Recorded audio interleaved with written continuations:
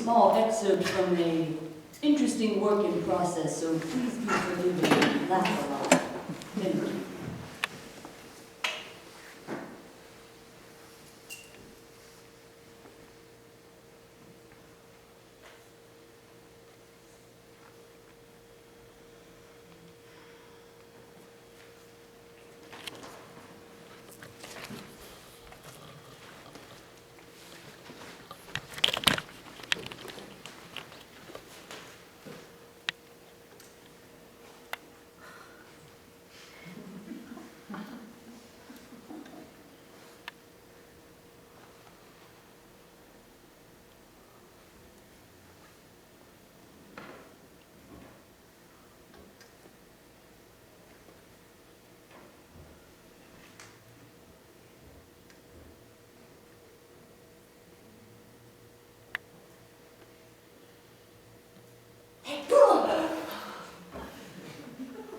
Why are you going to sneak up on a crowd like that?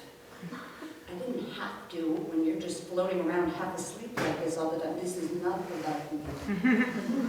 You are always sneaking around like a freaking starfish or something. Oh, a starfish?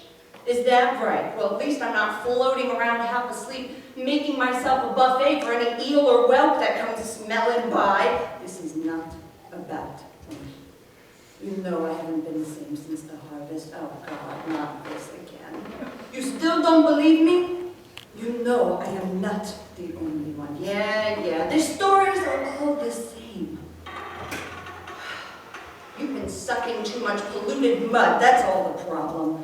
You got pulled into a dragnet, had a bad trip, weaseled your way back out, and now you're making up some bullshit sci-fi crap. It is not crap! How do you explain this? Loss of energy, altered personality, lowered sex drive, general confusion?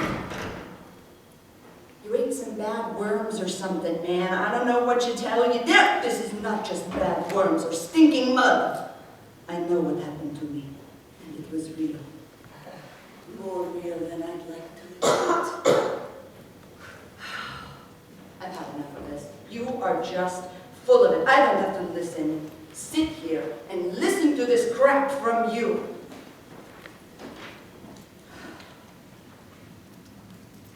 Why can't things just go back to the way they were? Because I have been changed. Forever altered.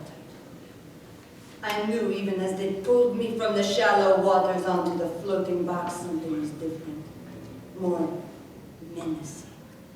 I was not simply destined to be bait for eels or swordfish. They wanted something more sinister. So I traveled with them, kept in the dark, in a box full of water, I don't even know for how long, until the floating box stopped and finally opened, and a horrifying figure of white and blue covered being lifted me out and placed me in more water, somewhere that was painfully bright. And they stabbed me in my underside with something very small but very sharp. And I struggled to get free, but slowly I started to feel my energy, my life, being drained from me. Then I blacked out, and the next thing I remember, I awoke, being thrown back into my home, the sea. So, what you're trying to tell me is that you think some giant alien beings abducted you, took you back to their laboratories, and tried to drain your blood just to throw you back into the ocean? Yes, exactly. You have a problem because I don't understand. All right, you've really gone off the deep end this time. Fine. If you really refuse to believe me, then I know now what kind of friend you are. Goodbye, Maxie. Forever. But, I don't understand what's happening. I just can't believe this ridiculous story. What the hell would anyone want with horseshoe crab blood anyway? Well, funny you should ask, honey. Huh?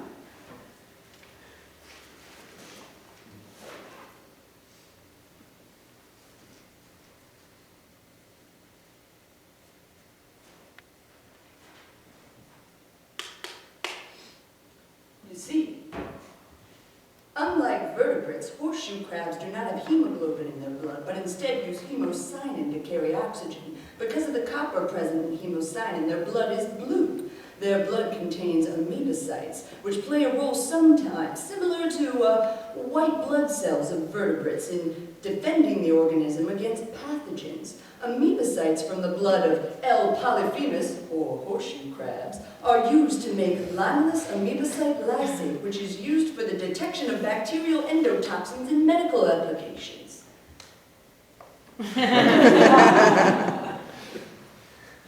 Oh, right. Makes sense. So you see, baby,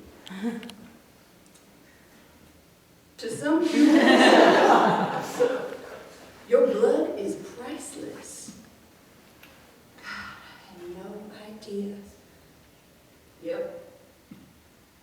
Well, I'm falling to pieces, so if I were you, I would just keep sucking worms around the docks like you've been and just try to forget about the whole thing. Night, darling.